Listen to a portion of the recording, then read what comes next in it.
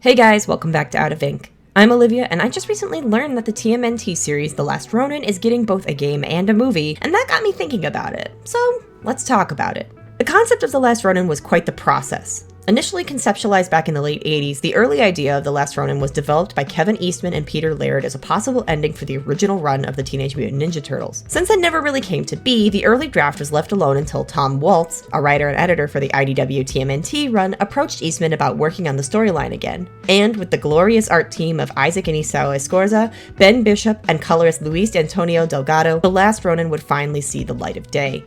TMNT The Last Ronin is a 5-issue miniseries telling the story of a dystopian future where the Foot Clan has taken over New York. Led by Oroku Hiroto, son of Karai and grandson of the Shredder, Hiroto runs the city with an iron fist. This is the result of the feud between Clan Hamato and Clan Oroku, starting years ago when, for unknown reasons, the truce brokered between Karai and the Turtles was broken, and they went to war, eventually leaving Karai in a coma and Splinter, Casey, and most of the Turtles dead. So, spoiler ahead, but the last surviving turtle is Michelangelo. Michelangelo takes the title of a self-proclaimed Ronin, which is a little weird since they are ninja, and I believe Ronin was exclusively a samurai term for samurai without a master, but I'm not privy to the intricacies of Japanese culture, so if you do know, please leave it in the comments section. I want to know. I really do. Michelangelo returns to New York 16 years after the deaths of his father and brothers to exact revenge on Hiroto and end their blood feud at any cost. However, after barely surviving an attack on Hiroto's fortress, Mikey is found by April and her daughter by Casey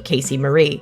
April and Casey are helping lead a resistance against Hiroto's tyranny, and despite Mikey wanting to finish things alone, they end up working together to usurp Hiroto and save New York one more time. This book was honestly so good. As someone who has read some of the original run of TMNT, this absolutely does encapsulate a lot of what those original comics were like, which makes sense due to the involvement of Eastman and Laird. Some of these moments where it feels the most like the Mirage-era Turtles are in the beginning of issue 2, with the flashback to the night everything went down. This reminds me a lot of the Leonardo special from early on in the books, where Leonardo is thrown through a window by the Foot Clan, and it has a very similar setup and vibe. Another similar point in the story is when Michelangelo explains where he's been all of these years, but this segment does also have the unfair advantage of being drawn in the classic TMNT style, which I found myself absolutely excited to see, but I digress. This book has a lot to offer in terms of style and action, having a great balance between bombastic fights and poignant moments. I will admit one of my first impulses was to compare this book to Frank Miller's The Dark Knight Returns, which Eastman has admittedly dedicated this book to Miller along with Jack Kirby for inspiration. I'm not gonna lie, there are a lot of similarities between this and the mutant arc in The Dark Knight Returns, but I would argue that The Last Ronin does it a little bit better. This is best shown in issue 5. The series makes it very clear that for all his ego, Hiroto is just an entitled child caught in the blood feud that he never understood. He isn't a worthy successor to either his grandfather or mother, and compensates for this with fancy technology and an army who is less skilled than him because his ego won't allow it. So once Mikey and the Resistance break through his fortress and get rid of the only support he had, Hiroto is just a little bitch. In comparison, Michelangelo lost everything because of this war. Him being the last turtle speaks volumes as he feels like he's in the shadow of his brothers and lost without them in Splinter.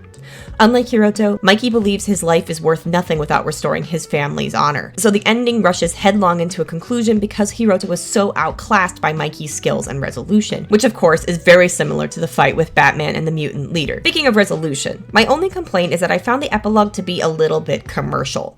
Spoiler alert again, but April and Casey Marie are seen making a new batch of mutant turtles. While I'm okay with this idea on paper, the idea of making a new generation of turtles, it feels too sequel baiting for my liking, and almost counterproductive to the point of the story about ending the cycle of pain, but I don't know, more turtles I guess. I just wish the book had left it off at its initial conclusion with the bittersweet reunion of Mikey and his family, and then revealing the new turtles in the sequel. Now, the sequel series is out, so my opinion could change, but as of right now, this is what I'm feeling, and we'll see how it goes. I will say, out of the 4 new turtles, I do like some of them, but I'm having trouble warming to all of them, so it really is just going to come down to me checking out more of it, so we'll see. Maybe I'll make a follow-up. Who knows? Other than this teeny tiny objection, this comic is amazing. It's a wonderful blend of old and new, and it's such a solid read. I definitely recommend checking it out before all the extra media comes out. On that note, thanks for listening, guys.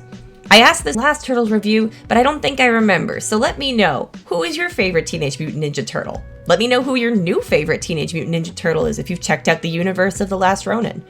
And what did you guys think of The Last Ronin if you already checked it out? I'm dying to know. I don't have many people to talk to this stuff about. Anyway, thanks for listening, guys. Please like and subscribe, and I'll see you next time here on Out of Ink.